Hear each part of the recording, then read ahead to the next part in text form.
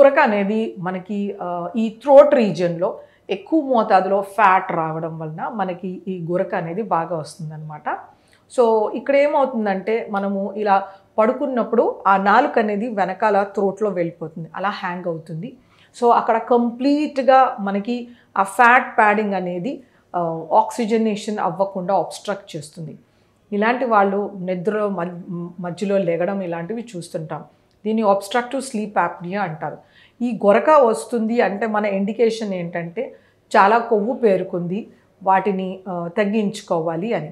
So దీనికోసం మనం కొంచెం వెయిట్ రిడక్షన్ చేసుకోవాలి, జంక్ అవాయిడ్ చేయాలి, ప్రాసెస్ జ్యూసెస్ కానీ బెవరేజెస్ కానీ చాక్లెట్స్ స్వీట్స్ ఇలాంటివి అవాయిడ్ చేయాలి. ఎక్కువ ఆయిల్ ఫ్రైడ్ ఐటమ్స్ తీసుకోకూడదు. అలాగే బిర్యానీస్ పైన ఎక్కువ డిపెండ్ అవ్వకూడదు. మోతాదుగా ఆహారం తీసుకుంటూ ఎక్కువ మోతాదులో పచ్చికూరల సాలెడ్, మొలకేసిన గింజలు, ఉడికించిన గుగ్గిళ్ళు, ఇలా మంచి ప్రోటీన్ ప్లస్ మంచి ఫైబర్, మోతాదుగా కార్బోహైడ్రేట్ తీసుకుంటూ ఎక్సర్సైజ్ అనేది వాళ్ళు అలవాటు చేసుకోవాల్సి ఉంటుంది. ఎక్సర్సైజ్ వలన వాళ్ళకి కొవ్వు కరుగుతుంది. ఎప్పుడైతే మనలో ఒక 10% బాడీ వెయిట్ లాస్ కనబడితే కనుక మనకి స్నోరింగ్ అనేది తగ్గుతుంది. ఒకవేళ మనము అది అలాగే వదిలేసి ఇంకా వెయిట్ పుట్ ఆన్ అయినప్పుడు వాళ్ళకి శ్వాస నిద్రలో ఆడకుండా వాళ్ళకి హైపాక్సిక్ ఇస్కిమిక్ ఎన్సెఫలోపతి అవ్వచ్చు. అంటే అదొక ప్రమాదకరమైన బ్రెయిన్ ఇంజురీ జరుగుతుందన్నమాట.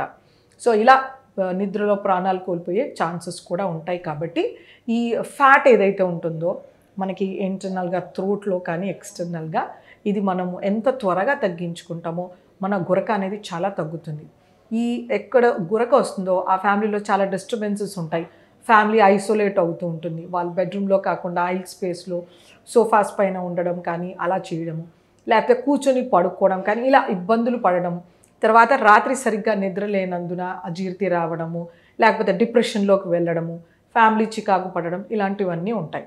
సో టైమ్లీ ఈ గురకని తగ్గించుకోవడానికి healthy balance diet, excellent physical activity చేసుకుంటే కనుక ఈ ఫ్యాట్ ప్యాడింగ్ అంతా తగ్గి మనకి గురక నుంచి విముక్తి రావచ్చు.